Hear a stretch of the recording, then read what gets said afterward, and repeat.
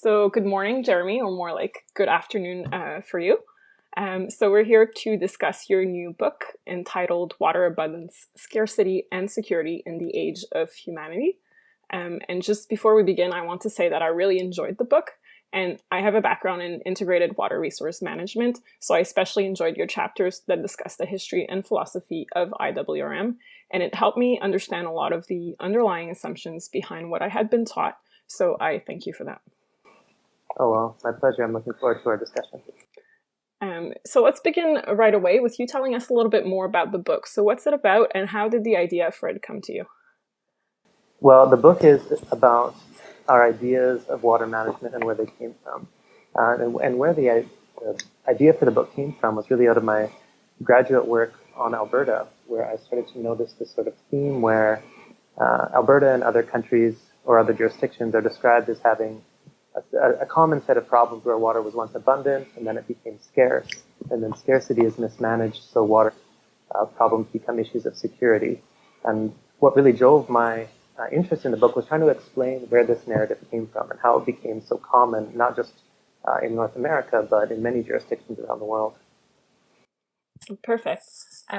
So your book is structured into three parts, as you mentioned, so abundance, scarcity, and security. And you tell the story of how water went from being plentiful to being classified as a resource, and finally how this resource was seen as scarce. This scarcity was linked to questions of security, and many have discussed how water scarcity has and will lead to more conflicts, and we see similar patterns with other resources, so most notably oil, but the difference is, of course, that there is no alternative to drinking water. In your last chapter, you say that the biggest myth in water management is that water itself is a resource, and that humans have come to believe that they are the most qualified to manage resources, and therefore water. So the myth of water as a resource and of normal water rejects other forms of knowledge, and it's very anthropocentric. So you discuss a few different ways of understanding our relationship to water, and I would like you to explain what thinking of water in geological terms means. Sure. So that's a really penetrating question. One of the key arguments of the book is that the way water was made a resource, that is, the cultural, geological, and economic assumptions that aligned water with other resources, had a particular political philosophy in mind, and that was to see water as best managed by liberal societies in particular. And what I try to do in the book is to show how the evolution of liberalism, because of course it's not static either, how the evolution of liberalism has really constantly made a certain set of claims that unite geological claims to social claims. And really the most basic assumption that I try to explain in the book is the idea that water managers have, that liberal societies and their institutions are the ones best suited for dealing with chance. And of course, when it comes to water, chance is a really big part of understanding the variability that water systems have, whether it's respect to drought or to floods or to different timings or patterns of water. And so part of what I wanted to get at was to see how this initial union of water, geology, and culture took place in the late 19th century, and to trace ultimately how a similar union, though obviously an involved union, continues to shape the link between liberal societies and water all the way through to the Anthropocene. Perfect. And also, in your first chapter, you talk about Ian hacking and how our reasoning often moves back on itself so that we consider only a fraction of all possible outcomes. You said, and I quote, "It's our culture, beliefs, customs, institutions, and classifications of things, are forms of life that not only shape our understanding, but also condition what we see as concrete options." So all of these collective judgments are what we call our narratives. And when we're living in a certain narrative, it's much harder to acknowledge what exactly are these beliefs, customs, and philosophy that are shaping our decisions. But as academics, scientists, professionals, and decision makers, being aware of these biases in our work is extremely important. And your book calls for a rethinking of water management in terms of coevolution and geology, which means a change in narratives. So from reading your book, I couldn't help but notice how shifts in narratives for water management occurred at the hands of a few well-placed and well-connected people. So do you think that a shift to a more geological narrative for water management could happen from a more or less collective self-realization of our position in the Anthropocene? Or would it be a few people that could influence and direct this shift? Well, another good question. I think what the book tries to do is, as you mentioned, point out that it has been a select few people who are frequently articulating the way in which geology should be understood, and as a consequence, the way in which society should be understood. So one of the key moments that this took place was in the construction of the global hydrological cycle, when in the 1970s, at the end of a decade's worth of international hydrological collaboration, a whole group of professionals started rewriting histories of water and man, and they were economists and anthropologists and geographers and political scientists. And they all had this idea that we could tell a new story about the relationship between water, the earth, and humanity.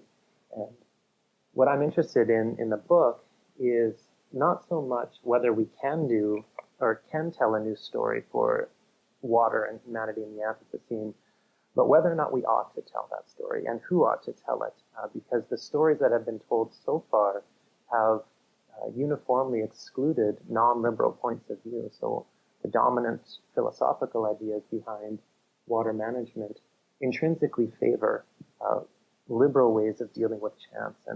And what I do when I draw on Ian Hacking is I work from his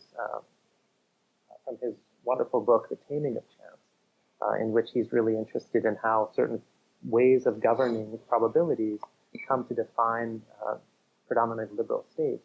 And I try to think about all the different contingent dimensions of water, because there's many. There's geological ones, there's social ones, there's economic ones.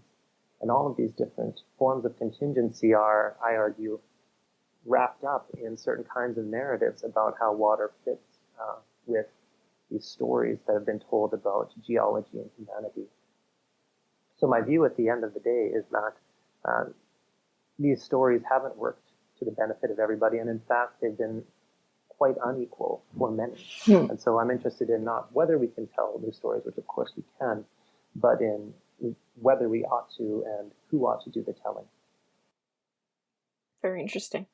So moving on, in chapter 6, which is about the globalization of normal water, you discussed the 4 Dublin principles, which were developed in the early 1990s. And you said that they were really a turning point in water management because respecting these principles became more important than how they were being respected or achieved.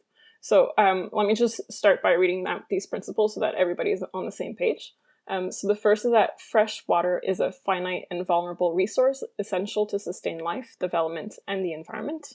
The second, water development and management should be based on a participatory approach involving users, planners, and policymakers at all levels. The third, women play a central part in the provision, management, and safeguarding of water. And finally, water as an economic value in all its competing uses. Water has economic value in all its competing uses and should be recognized as an economic good.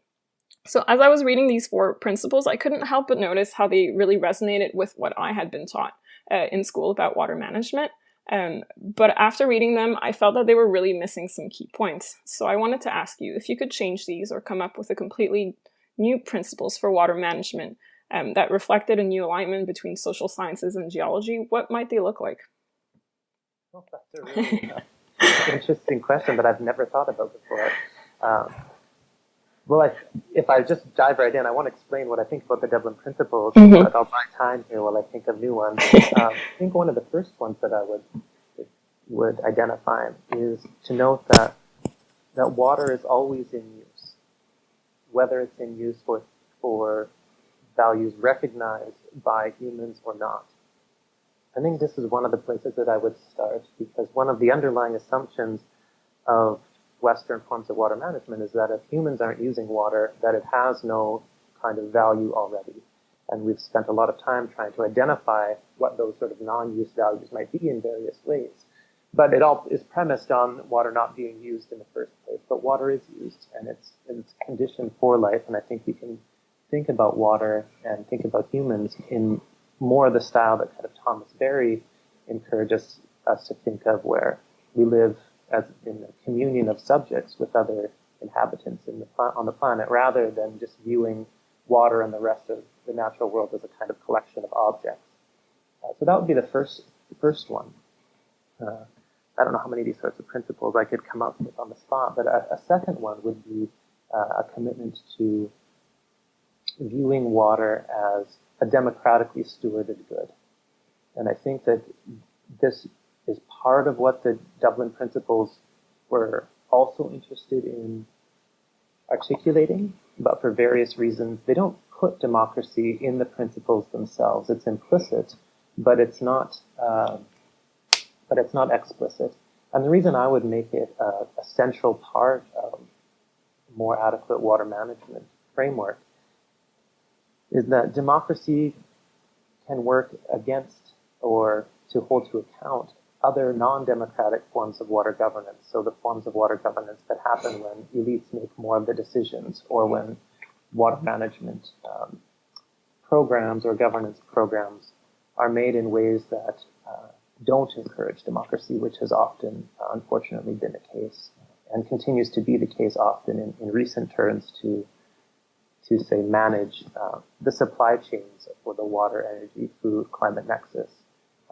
And managing supply chains, of course, is a very different thing than having a democratic form of management, because companies need to manage supply chains to meet the values for shareholders. And even if companies are internally democratic to some extent through shareholder accountability, that's a very different thing than having a public democracy stewarding water. So maybe I would start with those two principles and then go from there.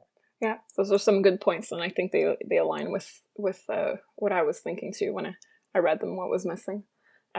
So quick final question.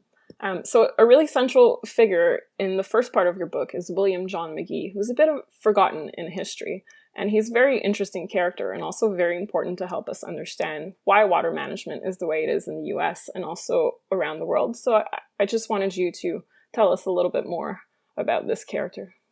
Sure. Well, William Magee is somebody who I came to sort of love as a historical character, in part because he was somewhat forgotten, but in part because he was just really committed to the ideas he was articulating. And I don't agree, and I make very explicit claims that I do not agree with his views, but nonetheless, I'm fascinated by this man who was born in mid-19th century in a small farmhouse in Iowa, and he was a self-taught scientist, like many scientists of the day, and eventually landed a job at the United States Geological Survey working with Major John Wesley Powell, who was the second director of the USGS. And Magee was initially really interested in glaciers and in studying how glaciers affect landscapes, and he represented the United States at geological conferences in Germany, and he wrote many papers on sort of glacial forms and land masses and so on. He actually identified quite a few geological formations that are still in use today, such as the Lafayette and various other geological formations in the U.S. And like John Wesley Powell, he eventually became very interested in anthropology, and for various reasons that I go into in the book. These geologists in the late 19th century in Washington turned to anthropology as a way to try to explain in evolutionary terms the evolution of the American state itself and American institutions.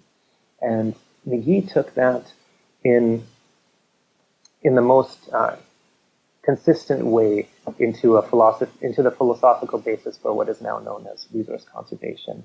And the general view, to just give it a quick gloss, was that we should take a geological view of every kind of agent that can affect the landscape, so that the land could be affected by ants, beavers, water, lava, humans. Basically anything that can affect the earth can count as a geological agent. And because of that, Magee saw humans as one member in what he called the solidarity of life. Membership in that solidarity wasn't equal. Humans were definitely at the top, and American men were at the very pinnacle of that notion of solidarity. But using his sort of view of geological agency, Magee actually starts to articulate an idea that water is the key planetary agent in the cosmos, and that managing water is the way to ensure evolutionary success, not just for individuals, but for the entire solidarity of life. And so he positions American institutions as unique stewards of evolution, and from that basis argues that the form of water management that he's articulating is actually a new form, an advance in the very notion of science that we use for understanding the environment. In fact, he's so bold at one stage, he argues that this philosophy is either the next step since Francis Bacon, or it's a colossal blunder. So I leave it to the readers to decide which one it is, but my sense is that since he's so forgotten, I doubt that it's the next step since Francis Bacon. Okay, that was really interesting. Once again, thank you for this interview and for this great book. And I want to thank you for taking the time to do this short interview with me. Well, thanks so much. It was a real pleasure to chat with you, and I look forward to hearing more responses to the book as they come in.